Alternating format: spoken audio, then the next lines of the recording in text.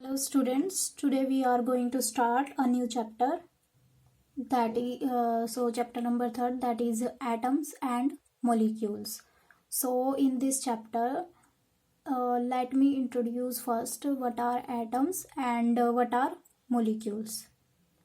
So देखिए atom क्या होता है आपका। एटम आपकी वो स्मॉलेस्ट यूनिट होती है किसी भी पार्टिकल की जिसको आप फर्दर डिवाइड नहीं कर सकते या फिर उसको स्प्लिट नहीं किया जा सकता। So that is atom. Atom is the smallest unit of any particle that can't be divided further और कांट बी स्प्लिट।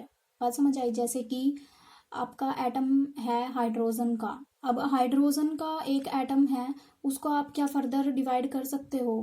बिल्कुल नहीं कर सकते। यानी कि उसमें मान लो कि एटम में ठीक है फर्दर डिवीजन होती है, उसमें कुछ एलिमेंट्स होते हैं जैसे इलेक्ट्रॉन, प्रोटॉन, न्यूट्रॉन, बट आप उसको एटम को मतलब किसी पार्टिकल की स्मॉलेस्ट यूनिट होती है। अब जैसे ये मैंने एटम बना दिया, इसमें ये पॉजिटिव, ये इलेक्ट्रॉन्स इसके चारों तरफ रिवॉल्व कर रहे हैं, ठीक है। तो इसमें क्या होता है कि जो ये इलेक्ट्रॉन्स हैं वो तो रिवॉल्व कर रहे हैं, ठीक है, और न्यूट्रॉन, प्रोटॉन्स ये भी इसके पार्टिकल्स हैं। तो ओवरऑल अगर हम देखें ना, जो कि कोई भी पार्टिकल है वो बहुत सारे एटम से मिलके बना हुआ है। तो जो ये एटम है ये स्मॉलेस्ट यूनिट होती है किसका? किसी भी पार्टिकल का स्मॉलेस्ट यूनिट होती है। बात समझ आई। अब जो मोलिक्यूल होता है, मोलिक्यूल क्या होता है? It is the smallest particle of an of a substance which exists independent and also shows all the properties of that substance। मतलब कि ये पार्टिकल का, उस सब्सटेंस का सबसे छोटा क्या है? पार्टिकल है, ठीक है। ये क्या था? एटम क्या था? ये स्मॉलेस्ट यूनिट थी किसी भी पार्टिकल की। लेकिन मोलिक्यूल जो है ये स्मॉलेस्ट पार्टिकल है किसी भी सब्सटेंस का। बात समझ आ रही है। तो विच एग्जिस्ट इंडिपेंडेंट। इंडिपेंडेंट मतलब कि इसकी कुछ एग्जिस्टेंस होती है नेचर में और दूसरे आइटम पे डिपेंडेंट नहीं होता। अभी एग्जांपल से आपको समझ आएगा किस तरह से हम इंडिपेंडेंट बोलते हैं इसको। And also shows all the properties of that substance. और किसी भी सब्सटेंस की सारी प्रॉपर्टीज एक स्मॉलेस्ट पार्टिकल शोज करता है, ठीक है। स्मॉलेस्ट पार्टिकल शो करता है। तो देखिए इसमें हमने कोई मॉलिक्यूल ले लिया, जैसे फॉर एग्जाम्पल आपने क्या लिया, H2O ले लिया, ठीक है। H2O क्या है आपका? एक मॉलिक्यूल है। यानी कि इसमें एक से ज्यादा एटम्स का यूज हुआ है, एक से ज्यादा एलिमेंट्स का यूज हुआ है, जो कि क्या है? H for hydrogen and O for oxygen. यानी दो एटम तो इसमें हाइड्रोजन के हैं और एक एटम आपका किसका है? ऑक्सीजन का है। तो हम बोल सकते हैं कि ये एक मॉलिक्यूल है, किसी सब्सटेंस का पार्टिकल है। यानी कि अगर वाटर है जो ये क्या है? इसका बेसिक फॉर्मूला है, स्मॉलेस्ट पार्टिकल है ये सब्सटेंस का। अब अगर मैं बोलूं एक तो एक गिलास वाटर, ठीक है, ये मान लीजिए ये एक गिलास वाटर है और यहीं पे मैं बोलूं एक टब में वाटर, तो है तो बेसिकली क्या ये वाटर ही। ये कम क्वांटिटी में है, ये लार्ज क्वांटिटी में है। बात समझ आ रही है। लेकिन है तो बेसिकली ये क्या? वाटर। यानी कि जो बेसिक फॉर्मूला है वो तो दोनों में सेम है ना, H2O। यानी कि जो ये बेसिक फॉर्मूला है, अगर इसके सामने मैं कोई भी क्वांटिटी से मल्टीप्लाई करती हूँ, मान लीजिए मैंने 1000 से मल्टीप्लाई कर दिया, तो इसका मतलब ये है कि जो क्वांटिटी है ना, हाइड्रोजन ऑक्सीजन से मिलके जो वाटर बना है, यानी वाटर की क्वांटिटी है वो बढ़ती जा रही है। अब अगर मैं इसको 100 कर दूं, ठीक है, तो मतलब क्वांटिटी क्या हो गई? 1000 की कंपैरिजन में अब पहले से क्या हो गई? कम हो गई। यानी कि आप क्वांटिटी को कम ज्यादा तो कर रहे हो, लेकिन बेसिक जो फॉर्मूला है, जो बेसिक नेचर है वो तो सेम ही है, अभी भी ये वाटर ही है। अगर मान लो आपने इनकी हाइड्रोजन के एटम्स को ज्यादा कर दिया या ऑक्सीजन के एटम्स को ज्यादा कर दिया, तब इसका बेसिक नेचर चेंज हो जाएगा। तब हम नहीं बोल सकते कि ये वाटर है। यानी कि it will not be water any more. तो ये कुछ और इस दूसरा ही सब्सटेंस बन जाएगा फिर आपका।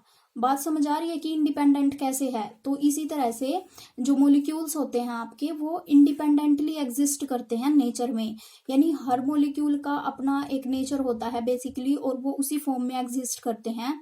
अगर आपने हाइड्रोजन और ऑक्सीजन की नंबरिंग को वेरी किया तो ये आपका वाटर रहेगा ही नहीं, ये आपका किसी और सब्सटेंस में कन्वर्ट हो जाएगा। तो आपको बात समझ आ रही है, एटम क्या होता है आपका, स्मॉलेस्ट यूनिट होती है किसी भी पार्टिकल का, और मोलिक्यूल जो होता है वो किसी भी स्मॉलेस्ट सब्सटेंस का स्मॉलेस्ट पार्टिकल होती है, यानी स्मॉलेस्ट पार्टिकल होती है किसी भी सब्सटेंस का, और ये स्मॉलेस्ट यूनिट होती है किसी भी पार्टिकल का। तो ये आपको क्लियर हो गया होगा। अब देखिए, अगर मैं हाइड्रोजन का, ये देखिए हाइड्रोजन ऑक्सीजन, ये आपका वाटर है, ठीक है, ये हमने कितने मॉलिक्यूल लिए इसके, एक लिया, ठीक है, ये एक मॉलिक्यूल है आपका वाटर का। लेकिन यहीं पे अगर मैं इसकी जो वाटर की क्वांटिटी है उसको इंक्रीज करना चाहती हूँ तो मैं क्या कर सकती हूँ, 10 से इसको मल्टीप्लाई कर सकती हूँ, यानी इतनी क्वांटिटी से मैं इसको बढ़ाना चाहती हूँ। यानी हमें पहले मेरे पास एक गिलास था वाटर, अब मेरे को एक टब चाहिए, तो मेरे को क्वांटिटी तो इसकी इंक्रीज हो रही है ना, किसी क्वांटिटी से तो मल्टीप्लाई करोगे ही आप, तो 10 से मल्टीप्लाई कर दिया तो ये H2O आ गया आपका, यानी जो क्वांटिटी है वो आपकी क्या हो गई, इंक्रीज हो गई, ठीक है। तो इस तरह से आप समझ सकते हैं इसको। सो नेक्स्ट टॉपिक है आपका लॉज ऑफ केमिकल कॉम्बिनेशन। तो लॉज ऑफ केमिकल कॉम्बिनेशन में आपके दो लॉज होते हैं। सो फर्स्ट लॉ है आपका law of conservation of mass, कि जो मास है उसको आप ना तो डिस्ट्रॉय कर सकते हो और ना ही उसको क्रिएट कर सकते हो वाइल ए केमिकल रिएक्शन, और कोई फिजिकल चेंज के दौरान भी कोई जो मास है उसको ना तो आप डिस्ट्रॉय कर सकते हो और ना ही आप उसको क्या कर सकते हो, क्रिएट कर सकते हो। जैसे फॉर एग्जांपल आपका वाटर, ठीक है, तो वो किस किस से मिलके बना है, हाइड्रोजन और ऑक्सीजन से। तो यहाँ पे हाइड्रोजन के कितने एटम्स हैं, 2 एटम्स हैं, और ऑक्सीजन के कितने एटम्स हैं, ओनली 1 एटम। तो हाइड्रोजन के 2 एटम मिल और ऑक्सीजन का 1 एटम, दोनों आपस में मिलके क्या बना रहे हैं, वाटर का कंपाउंड बना रहे हैं, यानी H2O बना रहे हैं। यानी जो हाइड्रोजन है वो उसका कितना मास लिया हमने, 4 ग्राम लिया, क्योंकि कितने एटम्स हैं, 2 हैं। देखिए हाइड्रोजन का जो मास होता है ना वो 2 kg होता है, तो 2 एटम हाइड्रोजन है, इसका मतलब कितना मास हुआ टोटल, 4 ग्राम्स हुआ, kg नहीं सॉरी ग्राम्स, ठीक है। और ऑक्सीजन में देखिए 1 एटम है, और 1 एटम का जो मास होता है वो 16 ग्राम्स होता है। तो दोनों का जब कंबाइंड होके मास आएगा वो कितना आएगा, H2O में 20 ग्राम आएगा। यानी इन दोनों को जब आप ऐड करोगे ना 4 + 16 तो 20 ग्राम्स आएगा। तो बात समझ आ रही है कि जो मास है वो चेंज नहीं हुआ इन टोटल, ये दोनों मिक्स हो गए आपस में, लेकिन मास आपका कांस्टेंट है।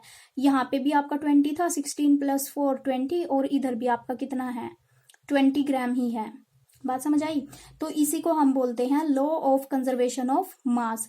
अब हाइड्रोजन का जो मास होता है वो 2 ग्राम कहाँ से आया, आपको पता है जो हाइड्रोजन का एटॉमिक नंबर है वो क्या है आपका, तो वो आपका कहाँ से आया, जो आपका एटम होता है हाइड्रोजन का उसमें आपको पता है कि जो एटॉमिक नंबर है हाइड्रोजन का वो क्या है, 1 है। यानी कि नंबर ऑफ प्रोटॉन क्या है इसमें, 1, और नंबर ऑफ इलेक्ट्रॉन भी क्या है, 1 है। बट उसमें आपके न्यूट्रॉन्स भी प्रेजेंट होते हैं, ये चीज नोट रखना, ठीक है। क्यों, और जो मास होता है न्यूट्रॉन्स का वो किसके बराबर होता है, प्रोटॉन्स के। तो इस वजह से आपका जो हाइड्रोजन का मास हुआ वो 2 kg हुआ। यानी कि जो प्रोटॉन्स प्लस न्यूट्रॉन्स दोनों का मास जब आपने ऐड किया तो आपका 2 kg आएगा। इस तरह से हाइड्रोजन का मास 2 kg नहीं सॉरी ग्राम्स होगा, ठीक है, 2 ग्राम्स होगा। और 2 हाइड्रोजन एटम है क्योंकि, तो यहाँ पे मास कितना हो गया, 4 ग्राम्स हो गया। और ऑक्सीजन में भी सेम आपका एटॉमिक नंबर कितना होता है, 8 होता है, तो आपका जो मास नंबर क्या होगा, 16 ग्राम्स होगा, ठीक है। तो ये आपका समझ में आ गया होगा आपको। नेक्स्ट आपका लॉ है लॉ ऑफ कांस्टेंट प्रोपोर्शंस।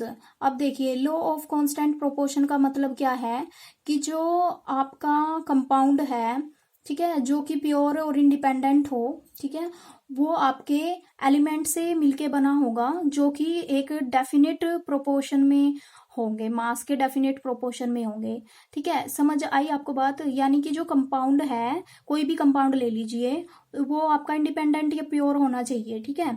और उसमें जो एलिमेंट्स यूज किए गए हैं, उसको कंपाउंड को बनाने के लिए, तो वो आपके फिक्स्ड अमाउंट में होंगे, एक डेफिनेट प्रोपोर्शन में होगा उनका मास। बात समझ आई? फॉर एग्जांपल जैसे H2O, अभी थोड़ी देर पहले मैंने टॉपिक कराया था कि जो H2O है ये कैसा है, एक इंडिपेंडेंट कंपाउंड है।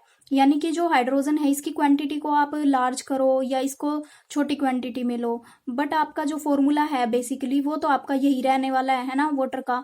अगर इसमें हाइड्रोजन ऑक्सीजन के नंबर ऑफ एटम आप वेरी करोगे तो आपका जो कंपाउंड है वो नो मोर वाटर नहीं रह पाएगा, ठीक है, तो वो कुछ और ही बन जाएगा। तो अगर आपको ओरिजिनली उसी प्योर कंपाउंड की बात करनी है, एक इंडिपेंडेंट कंपाउंड की बात करनी है, तो उसका जो मास होगा वो डेफिनेट होना चाहिए, यानी कि आप वेरी नहीं कर सकते। आपने हाइड्रोजन के एटम्स को 3 कर दिया तो ये आपका फिर वाटर नहीं रहेगा। बात समझ आ रही? तो ये आपका क्या है, वाटर का हम देख रहे हैं, तो इसमें आपके जो हाइड्रोजन और ऑक्सीजन का रेशियो होता है वो 1 रेशियो कितना होता है, 8 होता है। यानी एटम जो हाइड्रोजन का एटॉमिक नंबर कितना होता है, 1, और ऑक्सीजन का क्या होता है, 8 होता है। तो ये एक डेफिनेट प्रोपोर्शन हो गया, यानी 1:8 हो गया। अब आप क्या करो, हाइड्रोजन और ऑक्सीजन है उसको अलग करने के लिए आपने क्या किया, वाटर को लिया, उसमें से आपने इलेक्ट्रिसिटी पास कराई, ठीक है, आपके हाइड्रोजन एटम अलग हो गया और ऑक्सीजन एटम अलग हो गया, लेकिन आपका जो मास रहेगा ना वो आपका, यानी कि जो नंबर ऑफ एटम्स होंगे हाइड्रोजन और ऑक्सीजन के नंबर ऑफ एटम होंगे वो आपके सेम रहेंगे। बात समझ आ रही है? यानी कि हाइड्रोजन है उसका आपका जो मास होगा वो आपका सेम ही रहेगा, और जो ऑक्सीजन है उसका भी सेम रहेगा। तो जब आप रेशियो निकालोगे दोनों के बीच में, तो रेशियो आपका हर बार आपका 1:8 ही आएगा। आप कुछ भी कर लीजिए, यानी कि जो प्रोपोर्शन है वो आपका सेम रहेगा। आई थिंक आपको समझ आ गया होगा। अब जैसे आप दूसरा एग्जाम्पल ले लीजिए, जैसे सल्फर डाइऑक्साइड है। अब सल्फर डाइऑक्साइड में फॉर्मूला तो आपका सेम ही रहेगा, है ना, बट उसको आप डिफरेंट डिफरेंट सोर्स से ऑब्टेन कर सकते हो। जैसे अब मैंने किसका एग्जांपल लिया, S2O यानी SO2 यानी कि सल्फर डाइऑक्साइड। अब ये फॉर्मूला आपका सेम रहेगा, इसमें आप इसको किसी भी सब्सटेंस से ऑब्टेन करो, कुछ भी इसको सेपरेट करो, लेकिन आपका रेशियो क्या रहेगा, इसमें फिक्स रहेगा।